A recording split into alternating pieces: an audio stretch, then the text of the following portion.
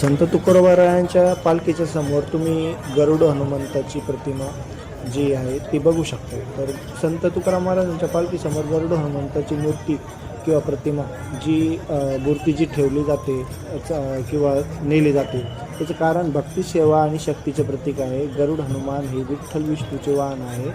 तर हनुमंत हे आदर्श भक्त मानले जाते. थोडक्यात गरुड हनुमंताची मूर्ती ही भक्ती, सेवा आणि शक्तीचे प्रतीक मानले जाते. गरुड हनुमंत हे भगवान विष्णूंचे विठ्ठलाचे वाहन आहे आणि हनुमंत हे श्रीरामांचे परमभक्त आहे आणि सेवाभावी आहे श्रीरामांची. वारकरी संप्रदायात भक्ती आणि सेवेला खूप महत्त्व आहे. त्यामुळे गरुड आणि हनुमंत यांना पालखीच्या समोर मानाचे स्थान दिले जाते. अशी श्रद्धा त्यांच्या कृपेने वारीचा प्रवास मंगलमय आणि सुरक्षित होतो. ही मूर्ती वारकऱ्यांची श्रद्धा, नम्रता आणि चांगले आचरण यांची आठवण करून देते. ही परंपरा काही वर्षापासून वारकरी संप्रदायात जपली जाते. म्हणून संत तुकाराम महाराजांच्या मूर्तीच्या समोर आपण गरुड हनुमंताची मूर्ती ही भक्तिभावाने नेली जाते.